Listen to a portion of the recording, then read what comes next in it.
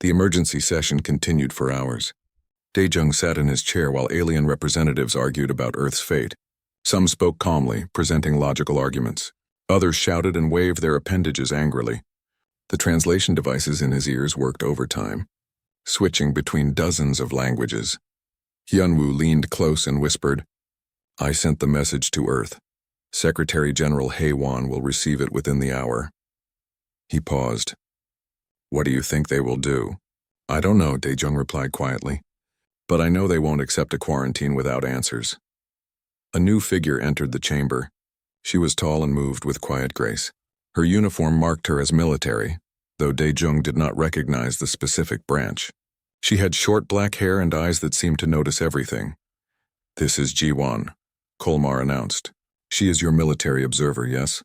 The council requested her presence. Ji-won gave a slight bow.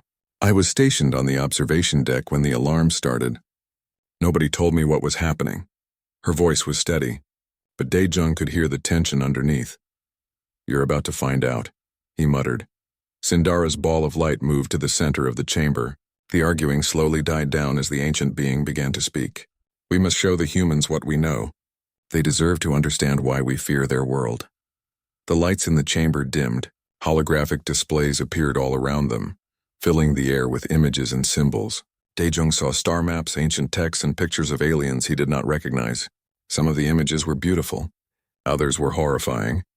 "This is the first cycle," Sindara said. The holograms showed a thriving galactic civilization with thousands of species. Their ships were elegant and their cities magnificent. They existed 80,000 years ago. They achieved things we can only dream of. They could move stars and create life itself. The images changed. Now they showed destruction, worlds burning, ships exploding, entire solar systems going dark. They were destroyed by something that came from the coordinates we now call Earth. The records do not say what it was, only that it ended everything. Sindara's voice carried the weight of sorrow. A few survivors escaped to the edges of the galaxy. Before they died, they left warnings. They marked those coordinates as Kareshtal. The cradle of endings, new images appeared. These showed a different civilization, less advanced than the first but still impressive. This is the second cycle. They existed 30,000 years ago. They found the warnings left by the first cycle. They were terrified when they discovered a primitive species developing on the marked world. Daejung leaned forward. The primitive species looked almost human. Not exactly the same, but close enough to be disturbing. They watched this species carefully, Sindara continued, and when another great threat emerged, a threat from deep space, these primitives from the marked world somehow knew how to fight it. They were brutal warriors, yes, but they saved the second cycle from extinction. The images showed battles between the primitive warriors and strange creatures that seemed to be made of living metal. The warriors fought with incredible ferocity, never giving up even when facing impossible odds.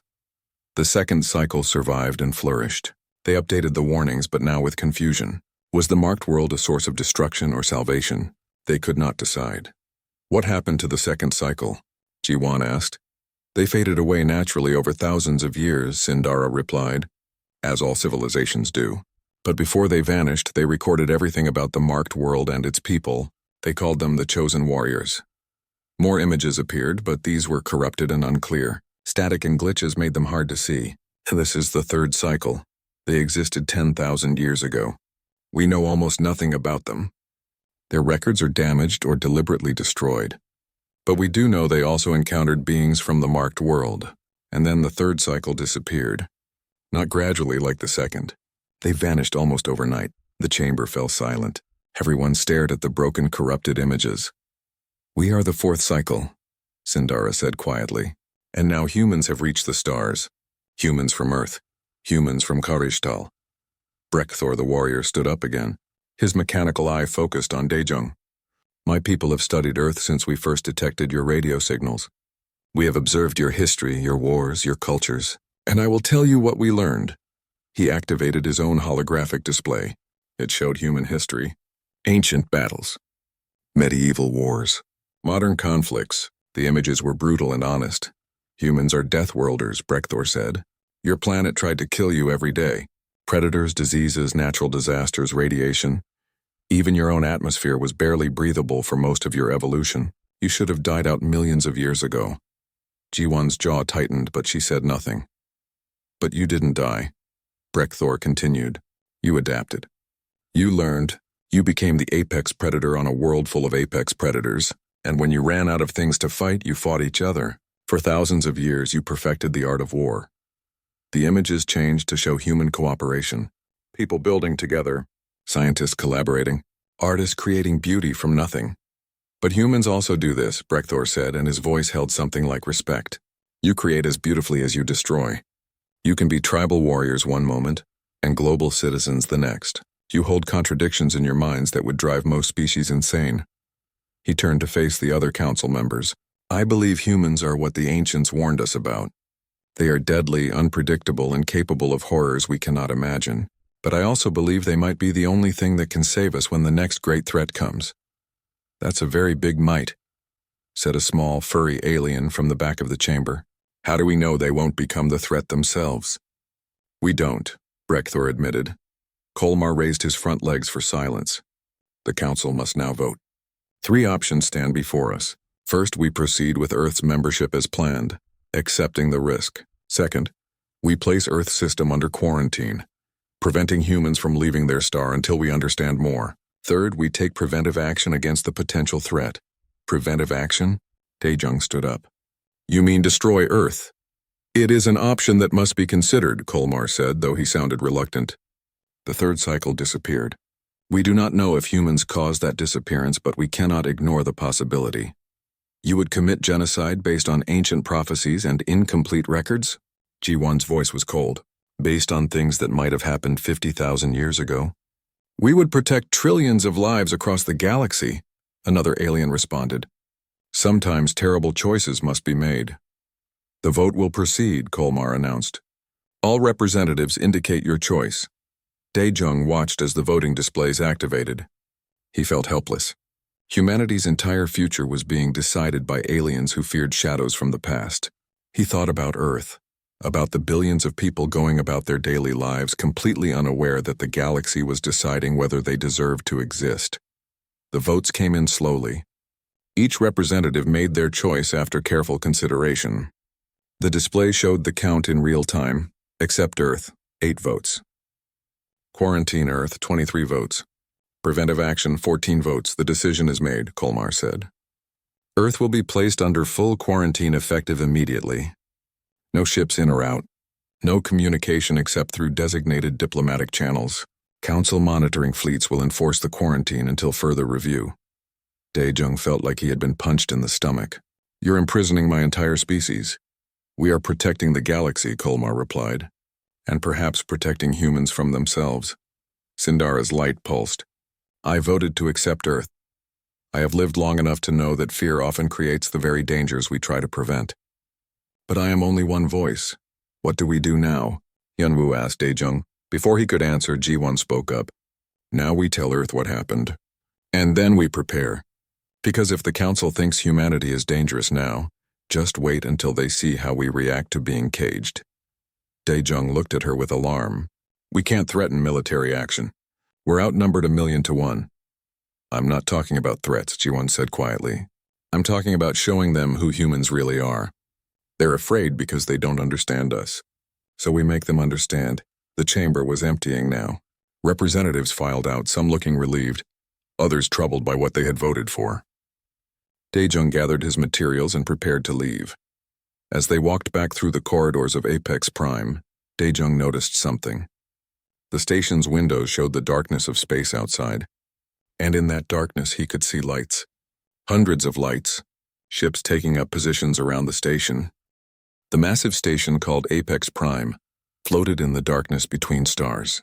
Inside its crystal walls, Daejung walked through corridors that seemed to stretch forever. He wore his best diplomatic suit, dark blue with the Earth insignia on his chest. His assistant Hyunwoo followed close behind, carrying a data tablet filled with documents about Earth. Today was supposed to be simple. Earth would finally join the Galactic Council after 30 years of observation. Daejung had practiced his speech 100 times. He knew every word, every pause, every gesture, but something felt wrong. The alien officials who greeted them seemed nervous. Welcome, human representative, said Rivesh, the council's head archivist. The bird-like alien had 4 golden eyes that never seemed to blink at the same time. Her feathers were bright blue, but they kept ruffling as if she was cold. "We must complete the standard documentation before the ceremony."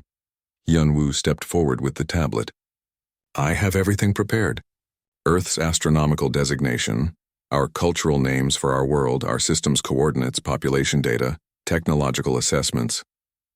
Rivesh took the information with her talon-like hands. Her 4 eyes scanned the screen rapidly. "This will only take a moment. The archive system cross-references all new member worlds with existing databases." She transferred the data to a holographic terminal that appeared in the air. Daejung watched as symbols he could not read scrolled across the display. Other council members passed by in the corridor, giving them curious looks. Some aliens nodded politely. Others whispered to each other and hurried away. After months of preparation, Daejung thought he understood council politics. But this felt different. The holographic display suddenly turned red. A loud alarm sound echoed through the corridor.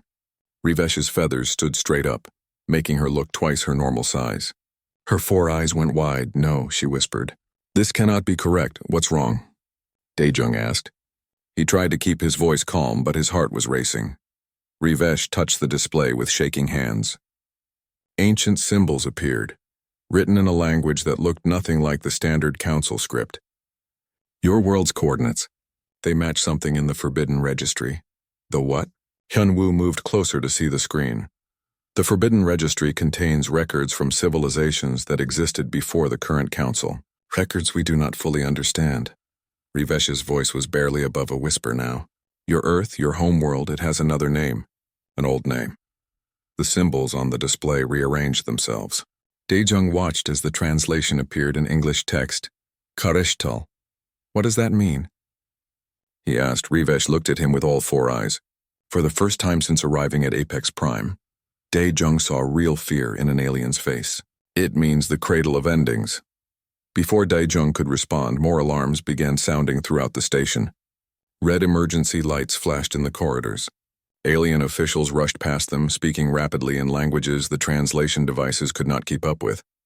A massive, insect-like being appeared at the end of the corridor. It was Kolomar, the council chairman. His body was covered in dark green armor-like shell, and his 6 legs moved with surprising speed. "Archivist Rivesh, is it confirmed?" "Yes, Chairman. The coordinates are exact. Earth is Kareshtal."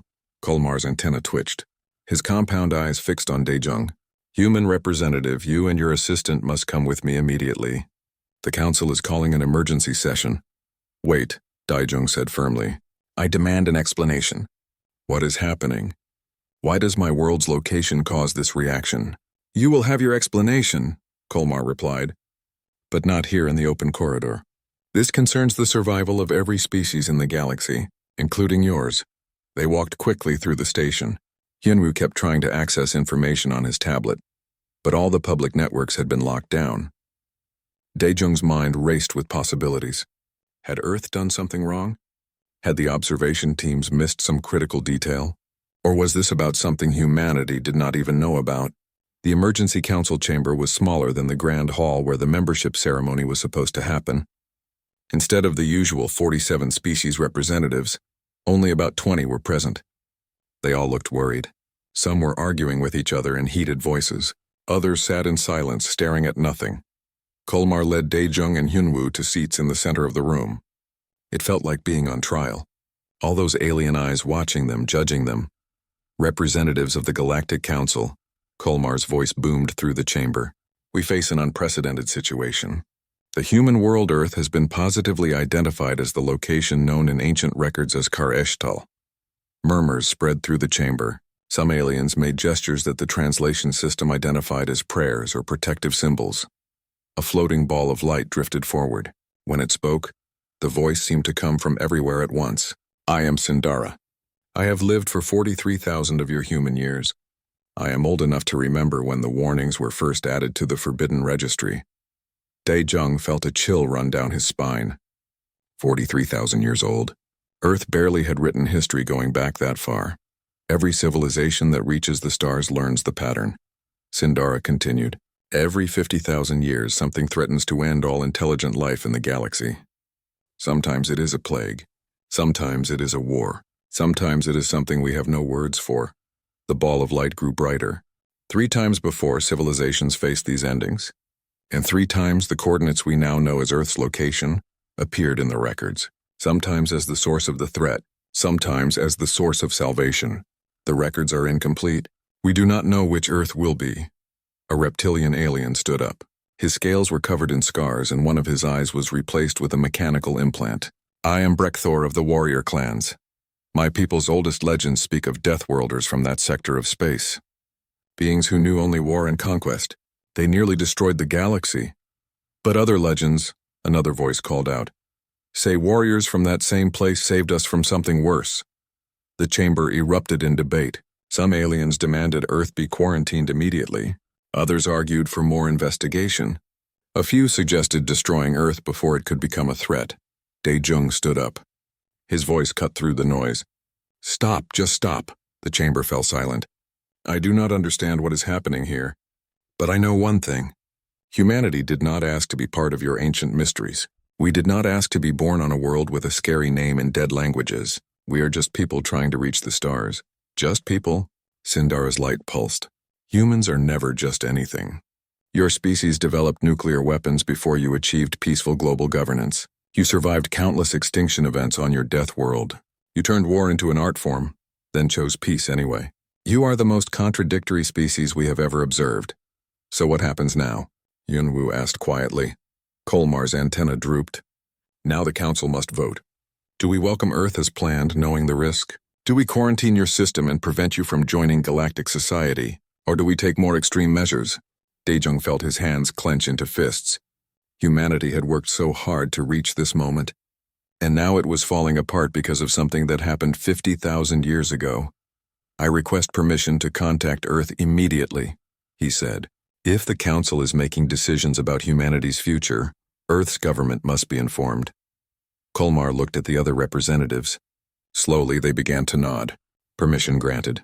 But understand, human representative, that your world is already surrounded by Council monitoring fleets. This situation is now a matter of galactic security.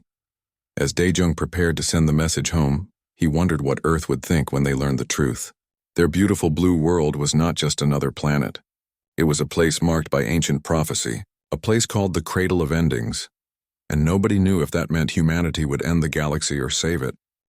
The quarantine was already beginning. Earth needs to know everything, he said to Hyunwoo. Send a full report. Every detail. Every image Sindara showed us, everything. Already done, Hyunwoo replied. I was recording the entire session. Jiwon stopped walking and looked out the window at the gathering fleet. They think a quarantine will keep humanity contained. They think fear and force will make us comply. She smiled, but it was not a happy expression. They really don't understand us at all. Dae-jung followed her gaze to the ships outside. Somewhere beyond them, beyond the void of space, Earth waited. His home, and soon the United Nations Emergency Assembly Hall was filled to capacity. Every nation had sent their representatives. The room buzzed with worried conversations in 100 different languages. At the center podium stood Haewon, the Secretary General. She was a woman in her 60s with gray hair and tired eyes that had seen too many crises. Order, please, she said into the microphone. The room gradually fell silent. You have all read the report from Ambassador Dae-jung. You have seen the recordings.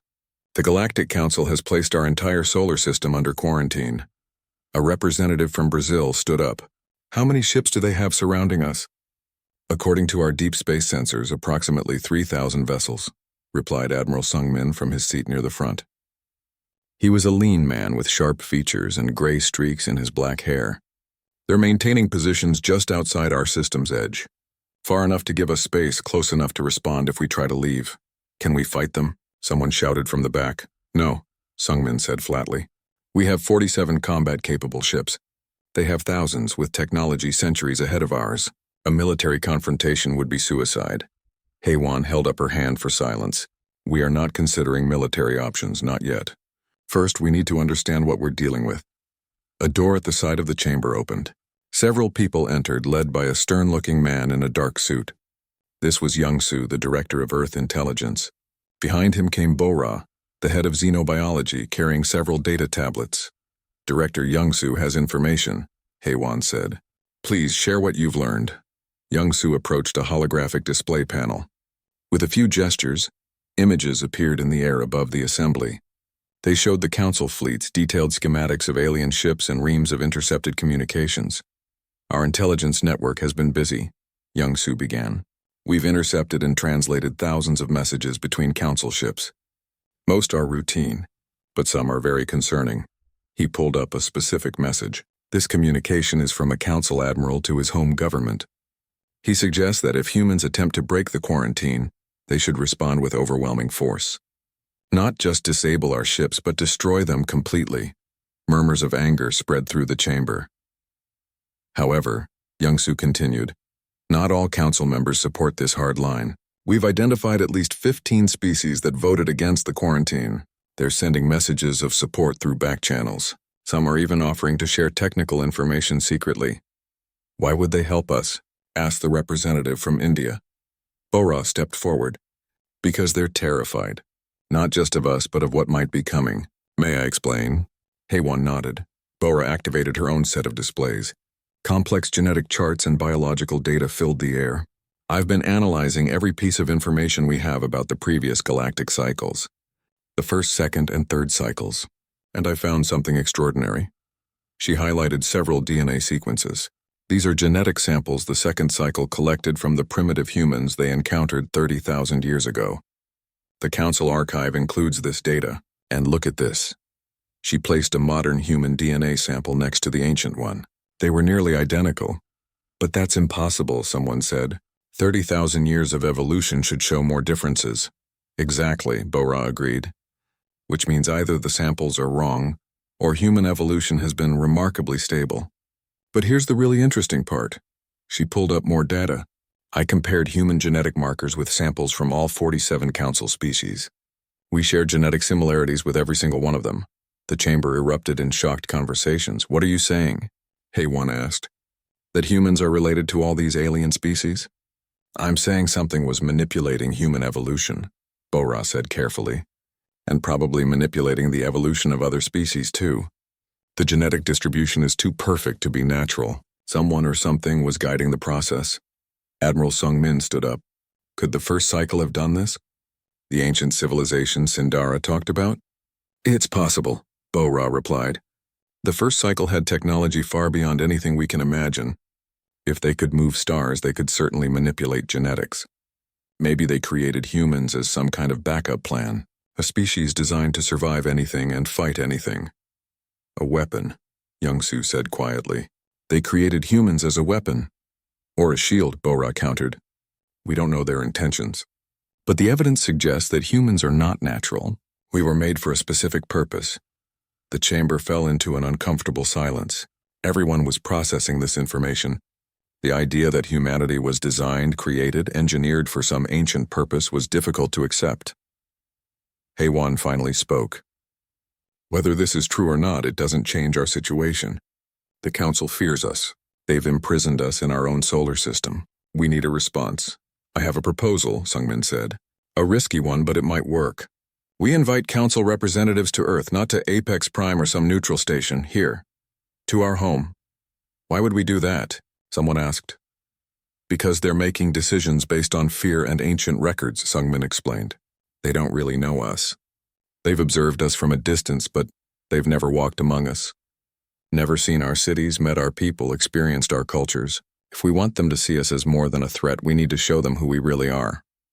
Youngsu frowned. That's a security risk. We'd be exposing our home planet to potential enemies. We're already exposed. Jiwon's voice came from the entrance. She had just arrived from the shuttle that brought her back from Apex Prime. The Council knows everything about Earth. They've been watching us for 30 years. The only thing they don't know is what it feels like to be human. She walked down the aisle to join the others at the front. I was there when they voted. I saw the fear in their eyes. But I also saw curiosity.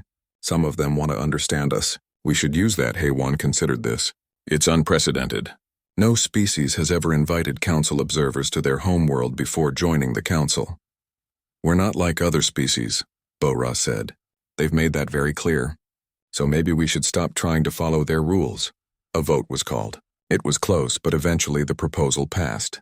Earth would invite a delegation of council representatives to visit the planet. They would be allowed access to historical sites, cultural centers, scientific facilities, and military installations. Everything would be transparent. We'll show them our worst and our best, HFY declared. Our wars and our peace. Our cruelty and our kindness. And then they can decide if we're truly a threat. Over the next week, preparations moved forward quickly. Tae-young, a respected archaeologist, was appointed to lead historical tours. Mi-sun, a marine biologist, was tasked with showing the council representatives Earth's oceans. In-ho, an anthropologist, would explain human cultural development. The message was sent to Apex Prime. The people of Earth extend an invitation to the Galactic Council. Come to our world. See who we really are. Then decide our fate based on truth, not ancient fears. 3 days later, the response came. 3 council representatives would accept the invitation. Rivesh the archivist, Brekthor the warrior, and Sindara the ancient. They would arrive within a week. Young-soo immediately began security preparations. We protect them at all costs, he told his agents. If anything happens to these delegates, the quarantine becomes the least of our problems. Admiral Sung Min gathered Earth's defense forces. Stay on high alert. The ships surrounding our system are watching everything. No aggressive movements. No weapons testing. We give them no excuse to escalate. Bora continued her research, working around the clock. She had made another discovery in the ancient records. Something about a structure on Earth, something old. But she needed more time to verify it. HFY stood in her office looking at a picture of Earth from space. That beautiful blue marble floating in the darkness, home to billions of people who just wanted to live their lives. People who didn't ask to be part of ancient prophecies or galactic politics. We'll show them, she said to herself. We'll show them that humans are more than their fears. We're artists and scientists, warriors and peacemakers, destroyers and creators. We're complicated and contradictory and frustrating and beautiful, and we deserve our place among the stars. The council delegates' ship appeared in Earth's orbit exactly on schedule. It was sleek and elegant, dwarfing even Earth's largest vessels. As it descended toward the landing site in Geneva, millions of humans watched on their screens. This was the moment. The moment when humanity would either prove they deserved freedom or confirm the council's worst fears in the emergency assembly hall. HFY straightened her jacket and prepared to greet their guests. Behind her stood Tae-young, Mi-sun, In-ho, and dozens of others who would help present humanity's case. Remember, she told them. Be honest. Be authentic. Don't try to hide our flaws. They already know about our wars and violence. What they don't know is the context. The growth. The journey from primitive tribes to a unified world reaching for the stars. The ship landed. The doors opened, and 3 aliens stepped onto Earth's soil for the first time. Rivesh's 4 eyes took in everything at once. Brekthor's scarred face as. The tour began in Seoul, one of Earth's oldest continuously inhabited cities. Tae-young led the group through streets that mixed ancient temples with modern skyscrapers. The council delegates walked among humans who stopped and stared but kept a respectful distance. This city has been inhabited for over 2,000 years, Tae-young explained. He was a tall man with wire-rimmed glasses and gentle hands that moved expressively as he spoke. Humans have lived, fought, died, and built here for generations. We've been invaded, destroyed, and rebuilt countless times. Rivesh's 4 eyes scanned the buildings. You preserve the old while building the new. Most species choose one or the other. Humans can't forget, Tae-young said. Our memories define us. The good and the bad. We carry our history like a weight on our shoulders. They stopped at a museum dedicated to the Korean War. Inside, displays showed the brutal conflict that had divided the peninsula decades ago. Images of destruction, death, and suffering lined the walls. Brekthor studied the exhibits carefully. This was a civil war, humans killing other humans over political ideology. Yes, Tae-young admitted, one of many such conflicts in our history. But you stopped, Sindara observed. Her light floated near a display showing the peace talks and eventual reconciliation. The fighting ended. The wounds healed. Not completely, Tae-young said honestly. Some wounds never fully heal. But we learned to live with them, to move forward despite the pain. They continued to another exhibit that showed ancient Korean kingdoms. Warriors in traditional armor, Scholars creating art and literature, scientists developing technologies centuries ahead of their time. You are warriors and artists simultaneously, Rivesh noted. All humans are, Taeyang replied. We contain multitudes. A human can write poetry in the morning and wage war in the afternoon. We can create beauty from nothing and destroy everything we love. It's our nature. Inho, the anthropologist, joined them at the next location. He was younger than Taeyang, with an energetic manner and quick smile. I want to show you something interesting about human conflict patterns. He led them to a conference room where holographic displays showed data from thousands of years of human history. Graphs and charts filled the air. Look at this pattern. Inho pointed to a wave-like graph. Human violence follows cycles. We have periods of intense warfare followed by periods of peace and cooperation. The cycle repeats throughout our history. Predictable aggression patterns, Brekthor said. My species has similar cycles. But here's what makes humans unique, Inho continued. He highlighted another set of data. During our most peaceful periods, we still maintain full military capability. We don't forget how to fight. And during our most violent periods, we still produce art, science, and culture. The two sides of our nature never disappear. They exist simultaneously. Sindara's light pulsed thoughtfully. A species that is always ready for war but doesn't always choose it. That is unusual. It's exhausting, Inho said with a laugh. But it's kept us alive. The next day, they traveled to New York to visit the United Nations building. Haewon showed them the General Assembly Hall where representatives from every nation gathered. This is where we learned to work together, she explained. It wasn't easy. Humans are tribal by nature. We divide ourselves by nation, religion, culture, even sports teams. But we found a way to create unity while preserving diversity. How? Rivesh asked. Most species achieve unity through conformity. We threaten each other constantly, Haewon said bluntly.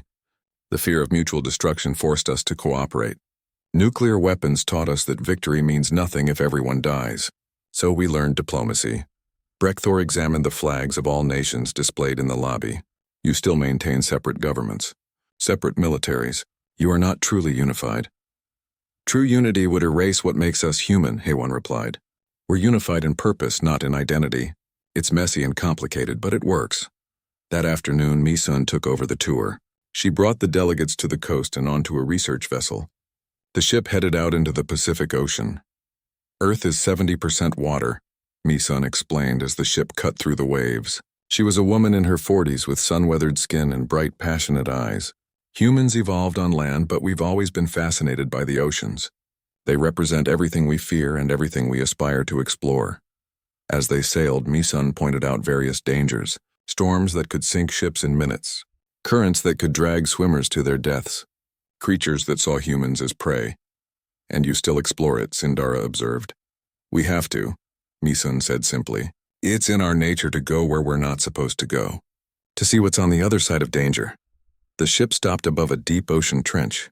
Mi-sun prepared a submersible for descent. We're going down. Who wants to come? Brekthor and Rivesh agreed immediately. Sindara, being an energy being, didn't need a submersible and would accompany them in her own way.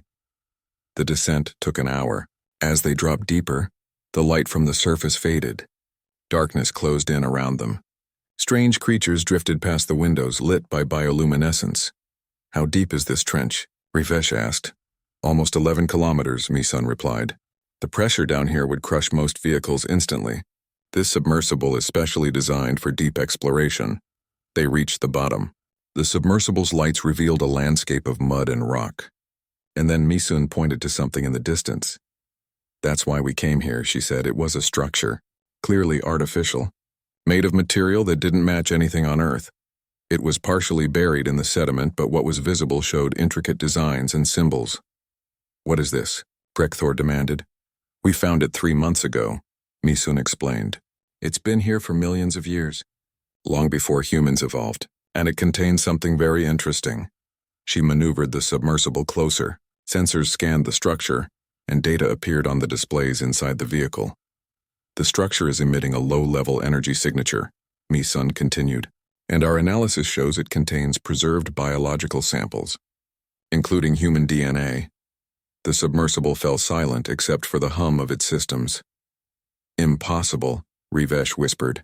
Humans only evolved a few 100,000 years ago. This structure is millions of years old, which means someone put human DNA here before humans existed, Mi-sun said. Someone was planning for us. Waiting for us. Sindara's light grew brighter. This confirms what Bora theorized.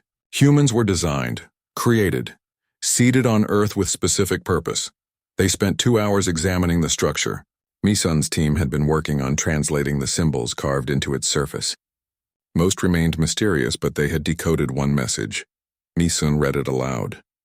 When the stars align again, they will remember. Remember what? Brekthor asked. We don't know, Mi-sun admitted, but the structure is dormant. Waiting for something, maybe waiting for humans to find it, maybe waiting for something else. They returned to the surface. The delegates were quiet, processing what they had seen. Evidence that humanity was not a natural species, that something ancient had planned for their existence. Back on land, Taeyang met them with urgent news. We've found more structures. Not just in the ocean. They're everywhere. Antarctica, the Sahara Desert, deep in the Amazon rainforest. All the same design, all the same age, all containing the same message. Earth is full of these things, Inho added. They've been here the whole time waiting. We just never looked in the right places. That evening, the group gathered in a secure conference room. Bora presented her complete findings. The first cycle didn't just create humans, she explained. They created the harvesters too, the great threats that appear every 50,000 years, and they created humans specifically to fight them. Why? Rivesh asked. Insurance, Bora replied. The first cycle was incredibly advanced, but they weren't immortal. They knew they would eventually fade away, so they created a failsafe, a species that could survive anything and fight anything, a species that would be ready when the harvesters returned. Haewon looked at the data. So humanity is a weapon built by a dead civilization to fight their battles. Or we're guardians, Taeyang suggested, protectors left behind to defend future civilizations. Does it matter? Brekthor asked. Weapon or guardian, humans were made to fight. The council was right to fear you, were they? Sindara's light pulsed. I have lived 43,000 years. I have seen countless species rise and fall, and I can tell you this. What you were created to be and what you choose to be are not the same thing. She floated closer to the humans in the room. Yes, you were designed as weapons, but you chose to become artists, scientists, philosophers. You could have remained primitive warriors, but you built civilizations. You could have destroyed yourselves with nuclear weapons, but you chose peace. You are more than your programming. Rivesh spread her wings. The council needs to know this. All of it, the structures, the evidence, the truth about what humans are. Will it change anything? Young-Soo asked from his position by the door. It might, Brekthor said slowly. Or it might make things worse. If the council knows humans were specifically designed to fight the harvesters, they'll want to use you. Turn you into soldiers for the galaxy. Let them try, Ji-won said quietly. She had been observing the entire investigation from the shadows. Humans. Captain Jae-hyun stood on the bridge of the ESS Horizon, Earth's fastest scout ship. The vessel was small compared to council ships, but it was built for speed and stealth. For 3 weeks, they had been patrolling the outer edge of the quarantine zone, monitoring the council fleets that surrounded Earth's system. Anything unusual today? He asked his second officer. Same as yesterday, Captain, came the reply. 3,000 council ships maintaining their positions. No changes. Jae-hyun was a veteran of Earth's Space Force, a man in his 50s with gray hair and calm eyes that missed nothing. He had commanded exploration missions to the outer planets and first contact with several minor asteroid settlements. But this was different. This was watching an invisible prison wall that kept humanity trapped. At her station, Soo-jin worked on her analysis of council ship movements. She was the ship's exobiologist, a young woman with sharp intelligence and an obsessive attention to detail. Captain, I've been tracking their patrol patterns. They're efficient but predictable. If we wanted to slip through, we could.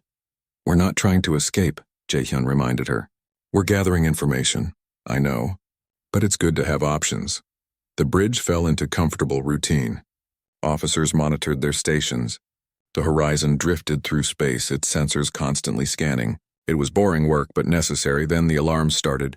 Captain, the sensor officer shouted. Massive spatial anomaly detected. Bearing 270. Distance approximately 50 light-years. Jae-hyun moved to the sensor display. Show me. The screen lit up with data that made no sense. Space itself was warping, twisting in ways that shouldn't be possible. Energy readings were off the scale. Could it be a natural phenomenon? Soo-jin asked, but her tone suggested she already knew the answer. Nothing natural does this, the sensor officer replied. Whatever it is, it's huge. Larger than anything we've ever detected. Jae-hyun made a quick decision. Send all data to Earth Command and the nearest Council fleet. Then plot a course to investigate. Maximum stealth. Captain, if we leave the quarantine zone, the Council might fire on us, his second officer warned. Then they'll have to explain why they shot a ship investigating a threat to the galaxy. Jae-hyun replied. Helm engage. The horizon accelerated toward the anomaly. It would take days to reach it even at top speed. During the journey, Soo-jin and her team worked constantly to analyze the incoming data. The anomaly is expanding, she reported on the second day, and it's not just affecting space. It's affecting time. Chronometer readings near the anomaly are inconsistent. Any theory on what's causing it? Jae-hyun asked. Something emerging from subspace, Soo-jin said carefully. Something big. On the third day, they received a response from the Council fleet. A terse message, cease approach. Return to quarantine zone immediately. Jae-hyun ignored it. On the fourth day, the visual sensors picked up something.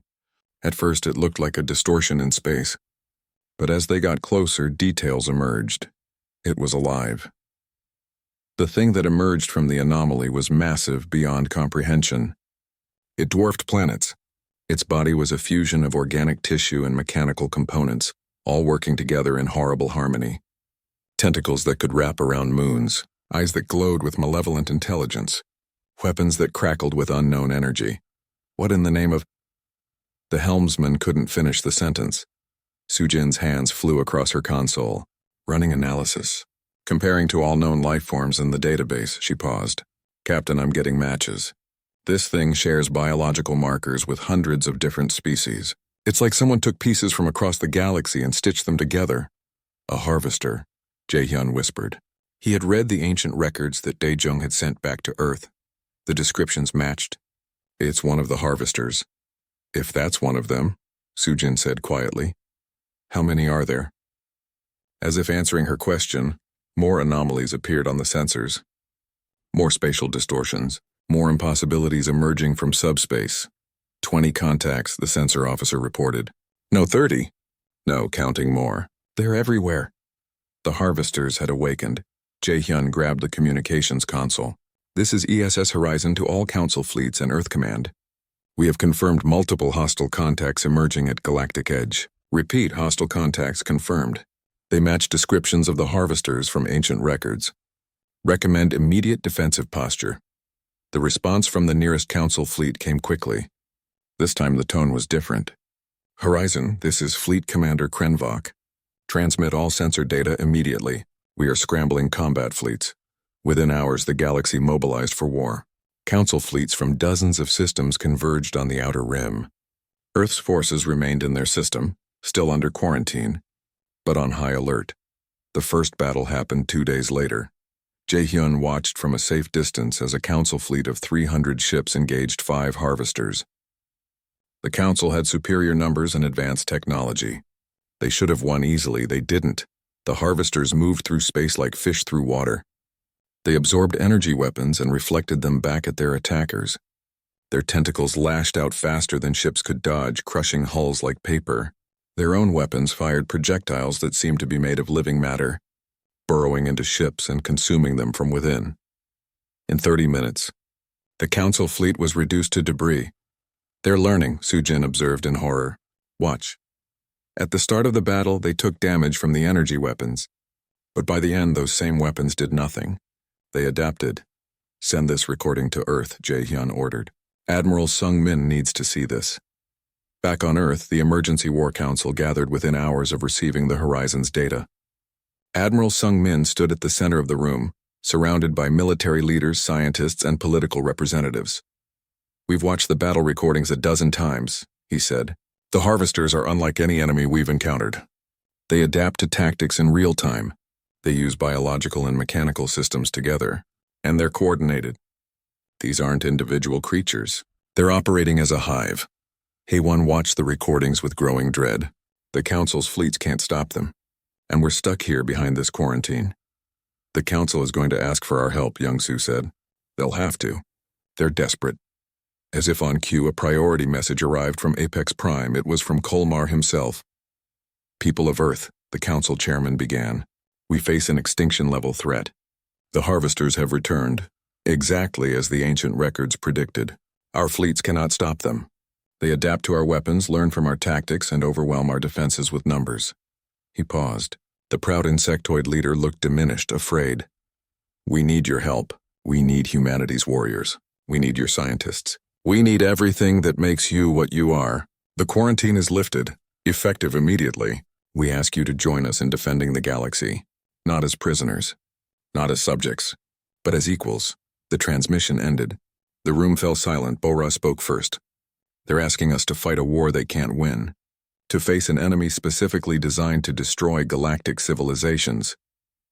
An enemy we were specifically designed to fight. Haywan replied quietly. Admiral Sungmin pulled up tactical displays. If we engage, we'll be committing Earth's entire military capability to an unknown theater of war against an enemy that adapts to everything we do. Our casualties will be catastrophic. And if we don't engage? Jiwon asked. If we stay here and let the galaxy burn? Then the harvesters eventually reach Earth, Sungmin said. And we face them alone, Haywan stood up. The Council imprisoned us, threatened us, treated us like criminals based on ancient fears. Some would say we owe them nothing. But we're not some species, Inho said. We're humans. And humans don't let civilizations die when we can help, even if those civilizations treated us badly. Is that what we are? Taeyang asked. Are we really the guardians left behind by the first cycle? The failsafe designed to protect the galaxy? I don't care what we were designed to be, Haywan declared. I care about what we choose to be, and I choose to be the species that fights.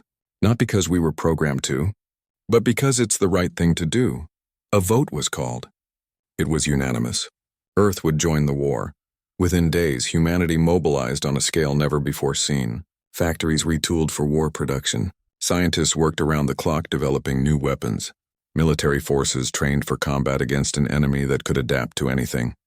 Admiral Sungmin established contact with Council Military Command. The conversation was tense but professional. We're sending our full military strength, Sungmin told Fleet Commander Krenvok. Every ship, every soldier, every resource we have. But we do this our way, what do you mean? Krenvok asked. He was a large crystalline being with a voice that sounded like grinding stones. Your fleets fight in formations. Organized, predictable, efficient. The harvesters have adapted to that style. We need to be unpredictable. Chaos is not a strategy, Krenvok replied stiffly. On Earth, we call it guerrilla warfare, Sungmin said. And it's kept humans alive for thousands of years. On the horizon, Jae-hyun received new orders. We're to remain on station and continue monitoring harvester movements. Earth's combat fleets are on their way. Soo-jin looked up from her console. Kyung-soo led his team through the darkness of space in complete silence. 12 soldiers in specialized combat suits approaching a harvester bioship that was the size of a small moon. The mission was simple in theory. Infiltrate, plant fusion charges in the core, escape before detonation. In practice, it was suicide. 2 minutes to contact, whispered the team's tech specialist through their secure channel. Kyung-soo was a special operations commander with 15 years of experience in Earth's most dangerous missions. He was compact and efficient, every movement calculated. His team trusted him completely, which is why they followed him into situations like this. The harvester ship loomed ahead. Its surface was a nightmare of organic and mechanical components fused together. Eyes that tracked movement. Tentacles that writhed constantly. Weapons that pulsed with alien energy. Cut thrusters, Kyung-soo ordered. We drift in. They shut down their suit's propulsion and let momentum carry them toward the ship. Council observers watching from a safe distance were horrified by the tactic. If the harvesters detected them, there was no way to escape. But the harvesters didn't detect them. They were looking for energy signatures, for engine trails, for the standard signs of Council ships. Not for 12 tiny objects drifting through space like debris. The team made contact with the harvester hull, Immediately, they felt vibrations through their suits. The ship was alive, breathing, pulsing with unnatural life. "Plant the charges," Kyung-soo ordered. "We have 10 minutes." They spread out across the hull, each team member moving to predetermined positions. The charges they carried were experimental devices developed by Earth scientists. Standard explosives wouldn't work. The harvester's organic components could regenerate too quickly. But fusion charges, set to detonate simultaneously, would overwhelm the regeneration. At least that was the theory. Kyung-soo placed his charge against what sensors indicated was a major neural pathway. The device attached itself with organic adhesive and began counting down. 9 minutes, 30 seconds. "Team report," he said quietly. One by one, his soldiers confirmed their charges were in place, all except one. "This is Minwoo. I have a problem. The hull is regenerating around my charge. It's being rejected." Kyung-soo moved quickly across the hull. He found Minwoo struggling with a charge that the harvester's organic matter was literally pushing out like a splinter. "It's learning," Kyung-soo muttered. "Even this, it's learning to fight. What do we do?" Kyung-soo made a decision. "We go deeper. Cut through the hull. Plant the charges inside." Using molecular cutting tools, they carved an opening in the harvester's exterior. The ship didn't seem to notice, or if it did, it couldn't respond fast enough. They slipped inside. The interior was worse than the exterior. Tunnels of living tissue, chambers filled with strange fluids, and throughout it all the sound of something breathing. They planted the charges deep in the ship's core and activated them. 3 minutes until detonation. They raced back toward the hull opening. That's when the ship finally realized they were inside. Alarms sounded, though not alarms as humans understood them. The tunnels themselves contracted, trying to crush the intruders. Antibodies, massive and terrible, emerged from the walls and attacked. "Run!" Kyung-soo shouted, abandoning all stealth. The team fought their way through the narrowing passages. 2 soldiers fell to the antibodies. The others barely made it to the opening. They launched themselves back into space just as the fusion charges detonated. The harvester ship exploded from within. The blast was massive, tearing the bioship apart. Organic matter and mechanical components scattered across space. Kyung-soo's team regrouped at the extraction point. They had lost 2 people, but they had destroyed a harvester ship. The first confirmed kill against the enemy. Fleet Commander Krenvok watched the recording of the mission. They went inside the ship. "Nobody has ever attempted that. Humans have a saying." Admiral Sungmin replied over the communication link. "If you want to kill a monster, you have to go into its belly." "It's insane." "Yes," Sungmin agreed. "But it worked." While the special operations teams attacked harvester ships directly, Earth scientists worked on another approach. Hyunji was a combat engineer who specialized in adapting enemy technology. She stood in her laboratory surrounded by samples of harvester tissue collected from destroyed ships. "It's brilliant in a horrible way," she said to her research team. "The harvesters can adapt to any weapon because they can incorporate defeated technology into their own biology. They learn and evolve in real time." "So how do we fight something that learns from everything we do?" asked one of her assistants. "We use their own biology against them," Yunji replied. "Look at these tissue samples. They're designed to consume and convert matter, but what if we give them something they can't properly digest?" She spent 3 days developing a new weapon. Not energy-based, not kinetic, but biological. A virus specifically designed to target harvester cellular structure. Once infected, a harvester would consume itself from within. The Council's ethics board was horrified. "You're creating a biological weapon. This is forbidden by galactic law." "Your galactic law is about to be extinct," Yunji replied coldly. "The harvesters don't care about ethics, and neither do I when the survival of every living thing is at stake." The weapon was tested. It worked. 1 harvester infected meant 10 more would catch it as they cannibalized their fallen. It spread through their ranks like wildfire. The council representatives watching the tests looked sick. "This is cruel, inhumane." "Yes," Yunji agreed. "Welcome to human warfare. We don't fight fair. We fight to win." In space, Earth's fighter pilots were making a name for themselves. Dong Hyun was one of the best, a young pilot with reflexes that bordered on superhuman, and a willingness to take risks that terrified his commanders. He led a wing of 12 fighters against a harvester formation. Council fighter doctrine called for maintaining formation, supporting each other with coordinated fire. Dong Hyun ignored all of that. Break formation, he ordered. Individual targets. Scatter pattern. His fighters spread out in all directions, each one moving independently. The harvesters, expecting coordinated resistance, were confused. They couldn't predict where the next attack would come from. Donghyun dove straight at a harvester's primary eye cluster, firing everything he had. At the last moment, he pulled up, missing collision by meters. The harvester's defensive tentacles lashed out, hitting nothing but space. They're reactive, not predictive, he reported. They respond to what you do, but they can't anticipate. Use that, his wing followed his lead. They made impossible attack runs, kamikaze-style approaches that no sane pilot would attempt. They didn't always pull up in time. 5 fighters were lost in that first engagement, but they destroyed 3 harvesters. Council observers were appalled. Your pilots are dying. This is not sustainable. Every one of those pilots volunteered, Admiral Sungmin replied. They knew the risks. They chose to fight anyway. That's what humans do. Behind the combat operations, Nae-young worked on overall strategy. She was a military strategist who had studied every war in human history. Now she applied those lessons to a galactic conflict. The Council fights to preserve, she explained to the gathered commanders. They want to defeat the harvesters while losing as little as possible. That's why they're failing. And your strategy? Krenvok asked. Scorched earth, Nae-young replied. The harvesters need matter to reproduce. They consume planets, asteroids, even stars, so we deny them resources. She pulled up a map showing harvester advance routes. These 3 star systems are in their path. Each one has colony worlds with billions of inhabitants.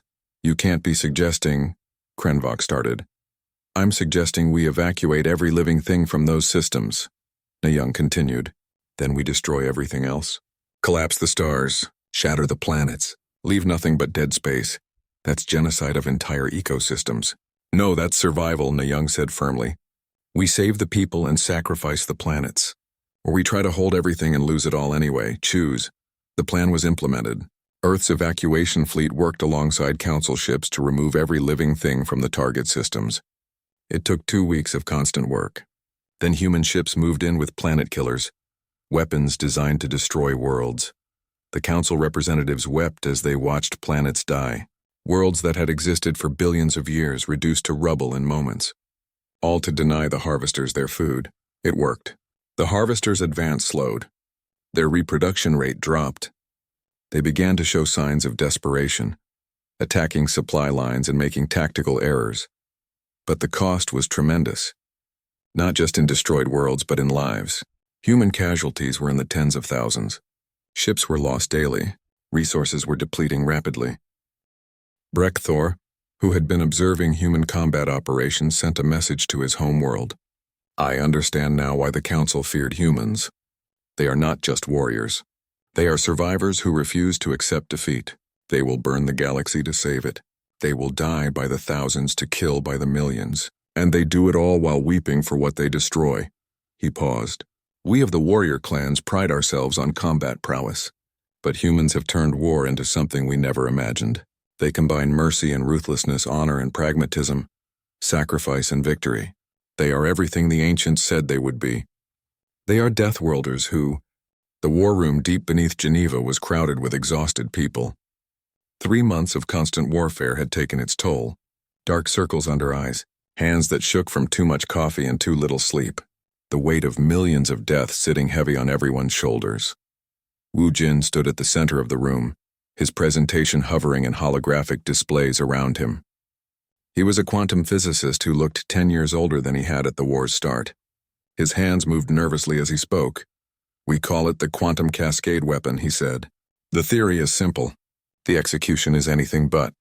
Admiral Sungmin leaned forward. Explain it in terms a soldier can understand. The weapon creates a cascade effect in subspace, Wu Jin replied. It propagates faster than light, touching every point in the galaxy simultaneously. Anything organic and mechanical fused together, like the harvesters, would be torn apart at the molecular level. It would kill them all at once, Haewon said quietly. Every single harvester. Yes, Wu Jin confirmed. Complete extinction of the species. The room fell silent for a moment. Then Young-soo asked the obvious question. What's the cost? Wu Jin took a deep breath.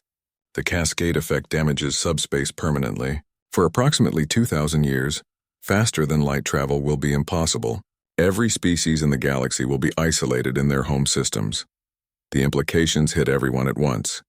Galactic civilization would end, not through destruction, but through isolation. Thousands of species cut off from each other, trade routes gone, communication limited to light speed, colonies separated from their home worlds, unable to receive support. 2,000 years, Admiral Sungmin repeated. Entire civilizations could rise and fall in that time. The math is clear, Wu Jin said. This is the only weapon we've conceived that can definitely stop the harvesters. But using it means choosing isolation over extinction. How soon could it be ready? Haiwan asked. The prototype is already built, Wu Jin admitted. We could deploy it within 3 days. From the corner of the room, Ye Jin spoke up. She was the chair of Earth's Ethics Committee, a woman who had fought against every brutal tactic in the war. No, absolutely not. We cannot make this decision for the entire galaxy. The galaxy is dying, Admiral Sungmin replied. Council fleets are being destroyed. Harvester numbers are growing. If we don't act soon, there won't be a galaxy to save. Then we fight conventionally, Ye Jin insisted. We find another way. There is no other way, Wu Jin shouted, his composure finally cracking. I've spent 3 months working on this problem. Every alternative fails. Every simulation ends in extinction. This is the only option. The only option that destroys what we're trying to save, Ye Jin countered. Galactic civilization has taken millions of years to build. You're talking about ending it. I'm talking about giving it a chance to survive, Wu Jin replied. Even isolated species can rebuild. But if the harvesters win, there's nothing left. No civilization, no art, no culture. Nothing but dead worlds consumed to feed an endless hunger. The argument continued for hours. Scientists supported the weapon. Ethicists opposed it. Military leaders were divided. Political representatives worried about their populations accepting such a drastic measure. Finally, Haiwan called for silence. We need to consult the council. This decision affects every species in the galaxy. They deserve a voice. The message was sent to Apex Prime. Within hours, an emergency council session was convened. Every species sent their representatives. The chamber was more crowded than it had ever been. Daejung, still serving as Earth's ambassador, presented the weapon's specifications. He explained the science, the cost, and the consequences. The chamber erupted in chaos. Some species immediately supported the weapon. Use it, they demanded. Save us from extinction. Others were horrified. You would trap us in our home systems?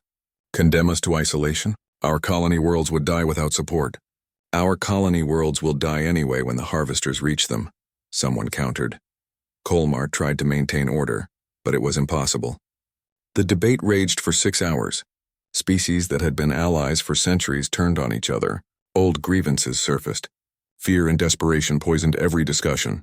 Finally, Sindara's light blazed bright enough to fill the entire chamber. Everyone fell silent. I am the oldest being here, she said. I have lived through the rise and fall of empires. And I can tell you this. What you are debating is not new. She activated ancient holographic records. They showed the first cycle, the civilization that had existed 80,000 years ago. They faced the same choice, Sindara continued. The same weapon, the same terrible decision, and they chose to use it. The holograms showed the weapon's deployment, the death of the harvesters, the isolation that followed. They destroyed the harvesters and saved themselves, Sindara said. But isolation changed them. Without trade, without cultural exchange, without the challenge of diversity, they stagnated. And eventually, they went extinct not from war, but from their own inability to adapt. New images appeared. These showed the second cycle. They also created this weapon when the harvesters returned, but they chose not to use it. Instead, they fought conventionally using the primitive warriors from Earth. The cost was enormous. Billions died, but they won, and their civilization survived and flourished because they remained connected. The third cycle's corrupted records appeared. We don't know what the third cycle chose. Their records are too damaged. But they disappeared, completely. Perhaps they used the weapon and isolated themselves into extinction. Perhaps they chose not to use it and were destroyed. We simply don't know. Sindara's light dimmed.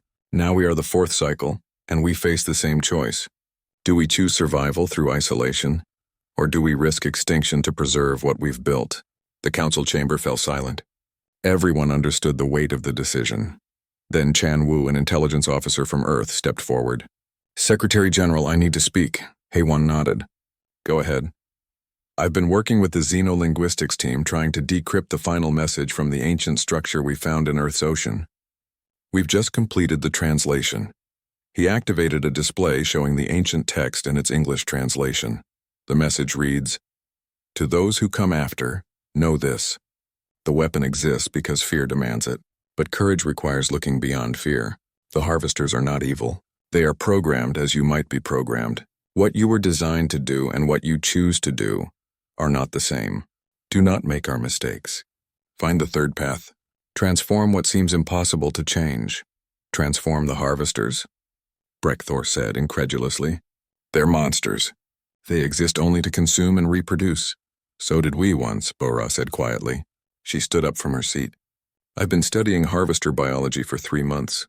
Their neural pathways are complex, more complex than they need to be for simple consumption. It's like they have the capacity for more, but they're locked into a single purpose." "Are you suggesting what I think you're suggesting?" Young-Soo asked. "I'm suggesting we try to reprogram them," Bora replied. "Not destroy them. Change them." The council chamber exploded in shouting. Half the representatives thought the idea was insane. The other half thought it was worth considering. Woojin looked at his weapon specifications. The quantum cascade could theoretically be modified. Instead of destruction, it could carry a reprogramming signal. But I'd need access to a living harvester's neural network to develop the right code. "That's suicide," Admiral Sungmin said. "No," Kyung-Soo spoke up from his position near the back. "That's a mission. My team can get you inside a harvester. We've done it before." "You barely survived last time," Ji-won reminded him. "Then we'll be more careful this time," Kyung-Soo replied with a grim smile. Haewon looked around the room, at the exhausted faces, the desperate hope, the fear of making the wrong choice. "We put it to a vote," she said. 3 options. First, use the quantum cascade as a weapon. Destroy the harvesters but isolate the galaxy. Second, continue conventional warfare and hope we find a way to win. Third, attempt to reprogram the harvesters using a modified quantum cascade. "The third option has never been tested," Kolmar pointed out. "It might not work at all." "The first option definitely works but destroys what we're trying to save," Yejin countered. "The second option is failing slowly. At least the third option tries something new." The vote was called. It was close, but eventually a decision was made. Attempt reprogramming, 24 votes. Use weapon as designed, 18 votes. Continue conventional warfare, 5 votes. "The decision is made," Kolmar announced. "We attempt to reprogram the harvesters, but we keep the weapon ready in case of failure. If this doesn't work, we use the quantum cascade as originally designed." Preparations began immediately. Kyung-Soo gathered his team. "This time we need a live harvester, one that's isolated from the hive. And we need to keep it alive long enough for the scientists to do their work." "Impossible," one of his soldiers said. "Probably," Kyung-Soo agreed. "But we're doing it anyway." Woojin worked with Bora and Inho to develop the reprogramming code. They needed to understand not just how harvesters thought, but how they could think differently. "They're programmed to consume," Bora explained. "That's their core directive. We need to change that directive to preserve and protect. Can you The Galactic Council chamber was silent as they watched the data streams coming in from across the galaxy. Harvester after harvester ceased hostilities. Ships that had been tearing through Council fleets now drifted peacefully in space. Massive bioships that had consumed entire planets began emitting signals of cooperation. Dae-jung stood at the human delegation's position, barely able to believe what he was seeing. 3 months of brutal warfare, millions of casualties, dozens of destroyed worlds, and now silence. "Status report from Sector 7, a council technician announced. "Harvesters have stopped attacking. They're withdrawing from the system." "Sector 12 confirms the same pattern," another voice added. "Hostilities have ceased. All sectors reporting in," Kolmar said, his voice filled with disbelief. "The harvesters have stopped fighting. Every single one of them." Rivesh's 4 eyes were wide with wonder. The reprogramming worked. Across the entire species. Simultaneously. Sindara's light pulsed brightly. "In 43,000 years I have never seen anything like this." Humanity took an extinction-level threat and transformed it into something new. But the question everyone was thinking came from Brekthor. What are they now? What did we turn them into? The answer came 3 days later. Harvester ships began approaching destroyed worlds. At first, Council fleets mobilized to intercept them, thinking the war had resumed. But the Harvesters weren't attacking. They were repairing. Jaehyun watched from the horizon as a massive harvester carefully reconstructed a shattered moon.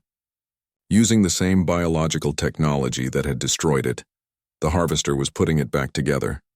Not perfectly, not the way it was, but creating something stable and new. They're gardening, Sujin said in amazement. They're literally gardening on a planetary scale. More reports came in.